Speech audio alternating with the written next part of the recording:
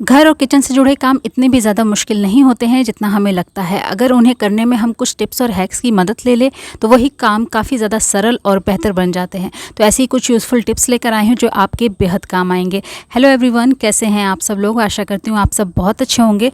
तो चलिए बिना देरी किए आज का वीडियो शुरू करते हैं और देख लेते हैं आज की सारी टिप्स। ये प्रॉब्लम छोटी सी है पर हमें अक्सर इसको फेस करना पड़ता है, चाहे हम जब सूट पहनते हो तब या फिर साड़ी पहनते हो तब। उन्हें पिन अप करने के लिए, सेट करने के लिए हम सेफ्टी पिन का इस्तेमाल करते हैं और कई बार जो साड़ी होती है सेफ्टी पिन में इस तरीके से फंस जाती है और जिसके बाद कई बार उसको निकालते समय वो साड़ी हो या दुपट्टा हो फट जाती है। तो इस प्रॉब्लम को दूर करने के लिए छोटा सा आइडिया आप ले लीजिए यहाँ पर सिल्वर फॉयल पेपर। तो सिल्वर फॉयल पेपर मिल ही जाता है लगभग हर घर में। अगर आपके पास नहीं है तो आप छोटा सा एक मोती भी ले सकते हैं, उससे भी आपका काम बन जाएगा। उसके बाद इसका छोटा सा पीस आप इस तरीके से कर और अच्छे से उसको फोल्ड कर लीजिए, एकदम छोटा इस तरीके से।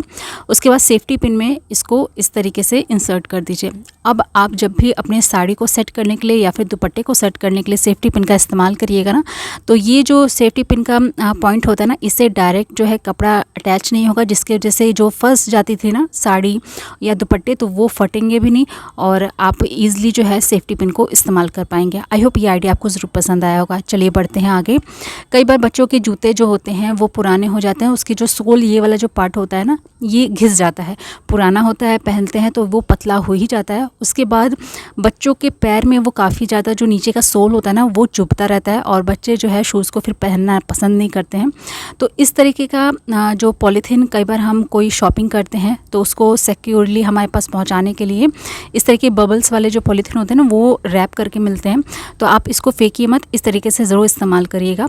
शूज़ के जो सोल होते हैं ना उसको आप निकाल लीजिए और उसकी मेज़रमेंट लेकर आप इस तरीके से उसको कट कर लीजिए। कट करने के बाद क्या होता है ना कि इसमें जब प्रेशर पड़ता है ना तो बच्चों के पैर के नीचे हम इस तरीके से अगर सोल के नीचे लगा देंगे ना, ऊपर से फिर सोल लगा देंगे तो बच्चे जब इसको पहनेंगे तो नीचे जो चुभता था ना सोल का जो होता है ना वो, तो बच्चों के पैर पे चुभेगा नहीं, क्योंकि जो बबल्स है ना वो काफ़ी ज़्यादा पैरों को सॉफ्टनेस पहुंचाएगी। तो ये भी छोटा सा आइडिया है, इसको ज़रूर ट्राई करके देखिएगा। आई होप आपको ज़रूर पसंद आया होगा। चलिए देख लेते हैं नेक्स्ट टिप।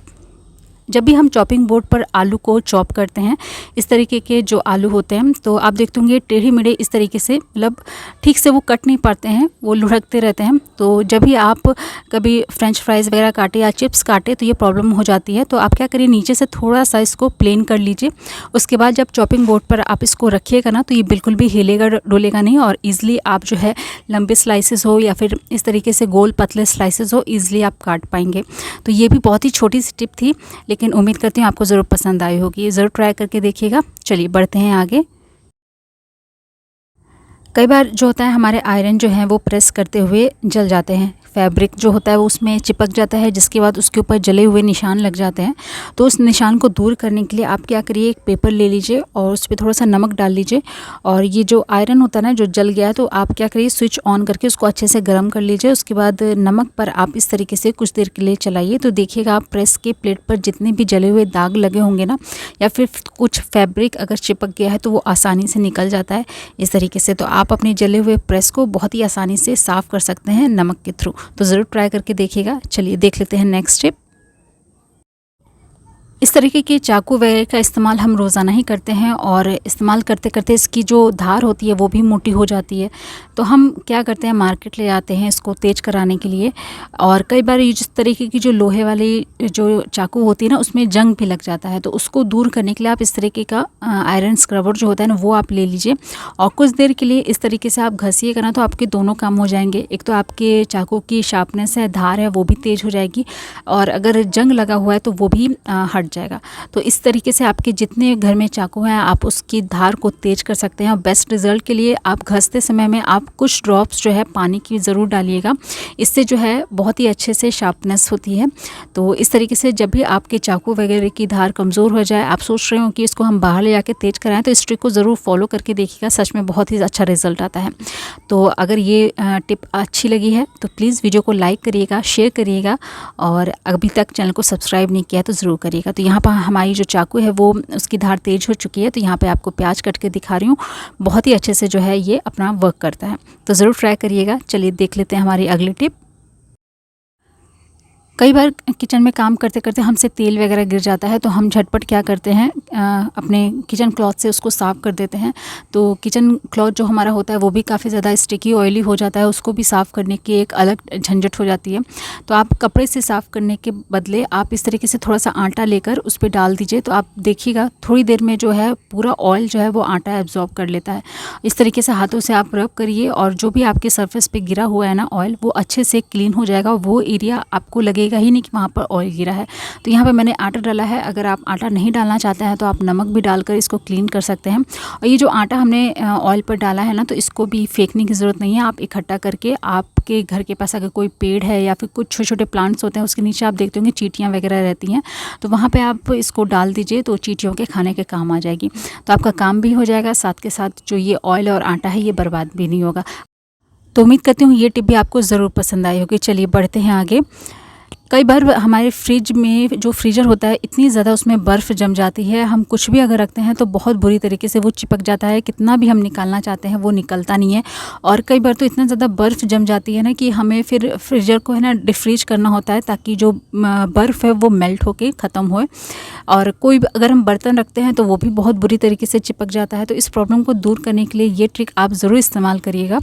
तो इस तरीके से आप एक पॉलीथीन ले लीजिए। अगर आप पॉलीथीन नहीं लेना चाहते हैं तो चावल हो या फिर आटा वगैरह उनकी बोरी आप ले लीजिए और मेज़र करके उसको भी कट कर लीजिए। और तो मैं यहाँ पर क्या कर रही हूँ, ये पॉलीथीन ले रही हूँ और इसको मेज़र करके हम इस तरीके से दोनों साइड से इसको कट कर लेंगे। उसके बाद इसको पूरा ओपन कर लेंगे। और ये डबल है तो इसको भी हम क्या करेंगे, एक साइड से कट करके इस तरीके से हम एक लेयर निकाल लेंगे। इस तरीके से कट करने के बाद आपको यहाँ पर लेना है ऑयल। तो ऑयल कोई और नहीं है, आप यहाँ पर सरसों तेल का ही इस्तेमाल करिएगा। तो हमें क्या करना है कि सरसों तेल का जो कुछ ड्रॉप्स जो है इसके ऊपर इस तरीके से डाल देना है और इसको अच्छे से स्प्रेड कर देना है पॉलीथीन के ऊपर। तो हमें सिर्फ एक तरफ नहीं, दोनों साइड हमें यही काम करना है। तो इस तरीके से अच्छे से फैला लेने के बाद इसको पलट कर हमें दूसरे साइड भी जो है तेल को लगा लेना है। उसके बाद जब ये दोनों साइड हम तेल लगा लेंगे तो जो फ्रीज़र है आप उसका जो बर्फ़ है उसको पूरा अच्छे से मेल्ट कर लीजिए। उसके बाद इस पॉलीथीन को आप उसके अंदर इस तरीके से लगा दीजिए। और जब आप फ्रिज को ऑन करिएगा, अपना जो ट्रे है या फिर कोई बर्तन है जब आप रखिएगा, आप देखिएगा जो बर्तन है, बर्फ़ का ट्रे है, वो बिल्कुल भी जो फ्रीज़र में नीचे चिपक जाता है ना, वो प्रॉब्लम नहीं होगी। तो मैं यहाँ पर फिर से ट्रे वगैरह सबको सेट कर दे रही हूँ। जो भी मैंने बर्तन इसमें रखा हुआ था मलाई वगैरह निकाल के, तो वो इस तरीके से रख दे रही हूँ। यहाँ पर 2-3 घंटे के बाद आपको निकाल के दिखा रही हूँ, जो हमारा बर्तन है वो बिल्कुल भी नहीं चिपक रहा है और जो ट्रे है वो भी नहीं चिपक रही है, क्योंकि इस पर हमने ऑयल लगाया है जिसकी वजह से ये काम बहुत ही अच्छे से कर रहा है। तो ज़रूर ट्राई करके देखिएगा। इस तरीके से अगर आप फ्रीज़र में कोई बर्तन वगैरह रखते हैं और वो चिपक जाता है ना, तो ये आइडिया आपको ज़रूर काम आएगा। तो दोस्तों यहीं पर आज के वीडियो का एंड करती हूँ और उम्मीद करती हूँ आज के सारे टिप्स एंड ट्रिक्स आपको ज़रूर पसंद आए होंगे। वीडियो अगर अच्छा लगा है तो इसे लाइक करिए, शेयर करिए, चैनल पर न्यू है तो सब्सक्राइब करिएगा। कल फिर मिलती हूँ ऐसी एक नए वीडियो के साथ, कुछ नए टिप्स एंड ट्रिक के साथ। तब तक के लिए अपना ख्याल रखिएगा, जुड़े रहिएगा मेरे चैनल से। Good bye.